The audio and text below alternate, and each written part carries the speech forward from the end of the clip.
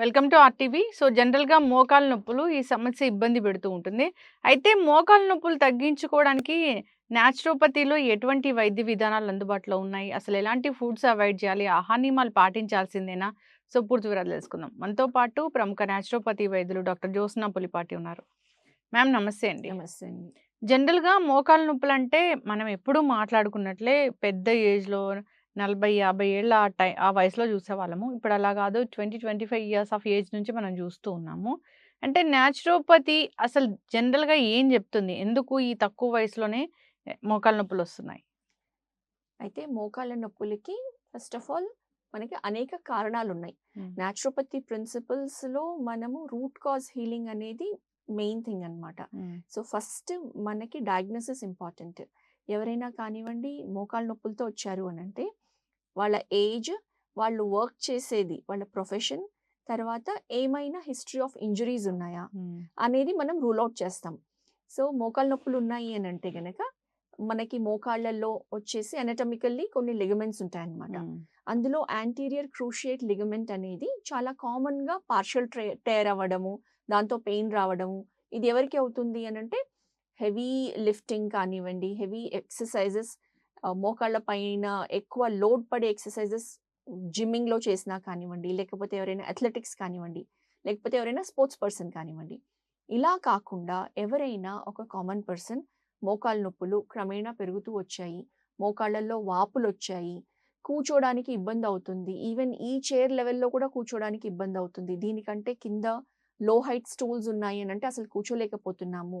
పొద్దున లేచినప్పుడు మోకాళ్ళలో స్టిఫ్‌నెస్ తెలుస్తుంది.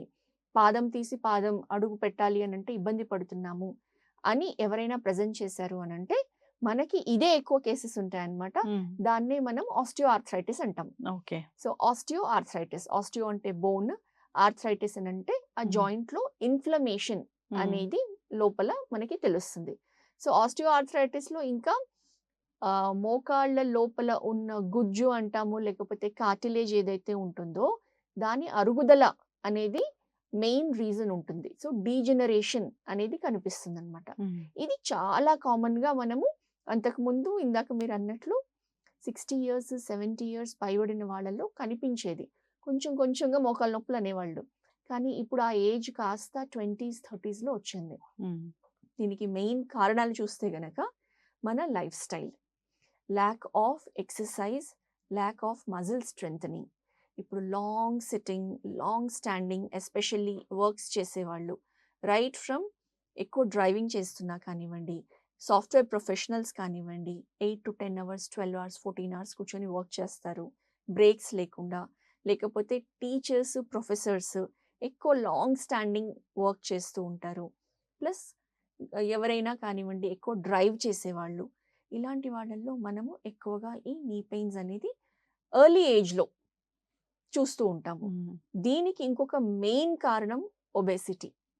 వెయిట్ గెయిన్ అయ్యారు, ఐడియల్ వెయిట్ కంటే ఎక్కువ ఉన్నారు అనంటే బాడీ లోడ్ అంతా కూడా కంప్లీట్‌లీ నీస్ పైన పడుతుంది. హ్మ్. కాబట్టి ఇందులో డీజనరేషన్ అనేది ఎర్లీగా స్టార్ట్ అవుతుంది. ఓకే. మ్యామ్ అంటే ఇక్కడ జనరల్‌గా మోకాలు నొప్పులొచ్చిందంటే కార్టిలేజ్ తగ్గిపోయింది, హ్మ్. లేదంటే బోన్ అరిగిపోయింది, హ్మ్. లేదంటే ఇంజెక్షన్ చేయించుకోండి, లేదంటే నీ రిప్లేస్ చేయించుకోండి, సర్జరీలకి వెళ్ళండి ఇట్లా చెప్తూ ఉంటారు. కానీ ఇక్కడ మీరెలా తగ్గిస్తారు? సో, ఫస్ట్ మేమెలా తగ్గిస్తాము అంటే, ఇప్పుడు మనము 25+ ఇయర్స్ ప్రాక్టీస్ చేస్తూ ఉన్నాము. అండ్ చాలా వరకు కేసెస్ మనకి అధికంగా ఇవి చూస్తూ ఉన్నామనమాట. ఫస్ట్ వచ్చినప్పుడు మనం డయాగ్నోసిస్ చేస్తాము. సో, డయాగ్నోసిస్‌లో ఫిజికల్ ఎగ్జామినేషన్, ఫిజికల్లీ మోకాళ్ళలో ఒక పర్టిక్యులర్ సౌండ్ మూవ్‌మెంట్ అయినప్పుడు మనం ఆ క్రెప్టేషన్స్ అంటామనమాట.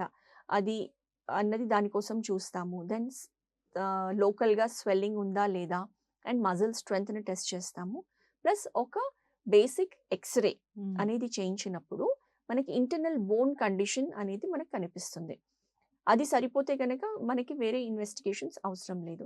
సో, అందులోనే మనము వీళ్ళకున్న ఆ పేషెంట్‌కి ఉన్న సైన్స్ అండ్ సింప్టమ్స్‌ని బట్టి, ఇంటర్నల్ కండిషన్‌ని బట్టి మనం గ్రేడ్ అనేది ఫస్ట్ నిర్ధారిస్తామనమాట. హ్మ్.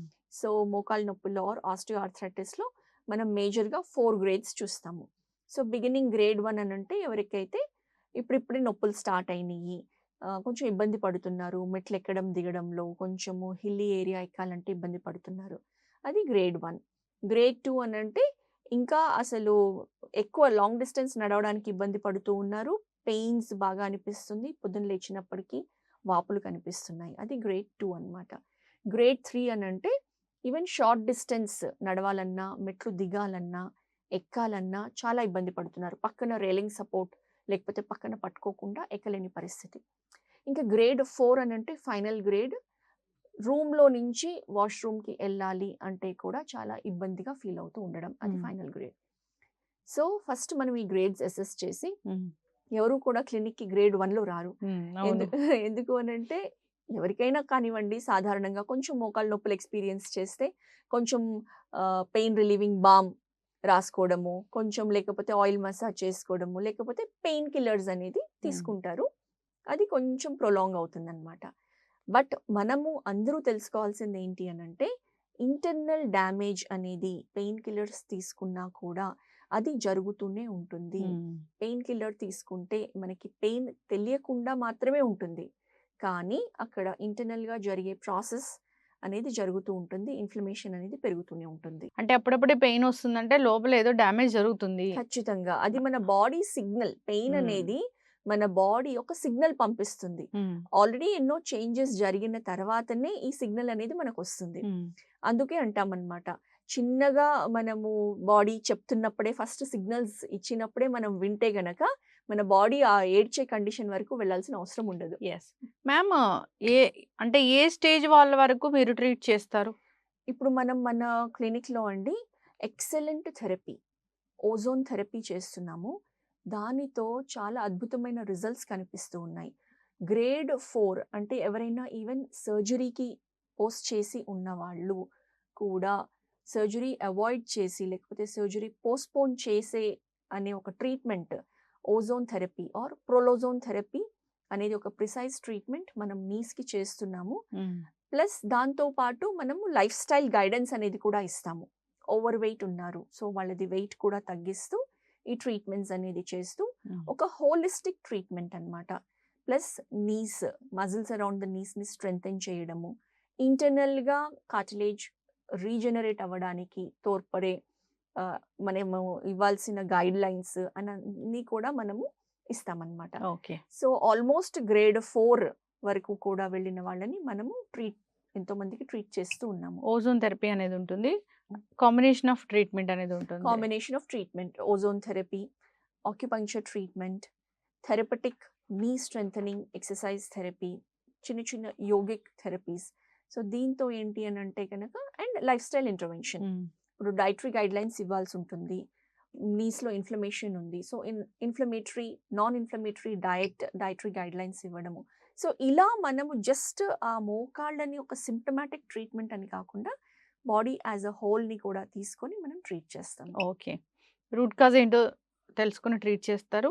కానీ ముందుగా వస్తే గనక పూర్తి స్థాయిలో తగ్గిపోతుంది నొప్పి అనేది. ఖచ్చితంగా. ముందుగా వస్తే గనక మనము దాన్ని ప్రోగ్రెస్ అనేది ఎక్కువ కాకుండా స్లో డౌన్ చేయడానికి హెల్ప్ చేయగలుగుతాము. ఇది నాన్ సర్జికల్ మెథడ్. అంతేకాకుండా పూర్తిగా మందులు లేకుండా కూడా మోకాళ్ళ నొప్పులు తగ్గించుకోవడం. యెస్ అండి. హ్మ్. సో, పెయిన్ కిల్లర్స్ లేకుండా డ్రగ్ ఫ్రీ హ్మ్. ట్రీట్మెంట్ అన్నమాట. న్యాచురోపతి అంటేనే హ్మ్. మనం మెడికేషన్ లేకుండా ఇచ్చే వైద్యము. హ్మ్. సో, ఈ అన్ని వైద్యాలు కన్నిటిని కలిపి ఇంటిగ్రేటివ్‌గా నేచర్ క్యూర్ సిస్టమ్‌లో ఇది మేము డెవలప్ చేసిన ఒక హోలిస్టిక్ ప్రొసీజర్ అన్నమాట. యెస్. మోకాళ్ళ నొప్పుల సమస్య ఇబ్బంది పెడుతూ ఉంటుంది.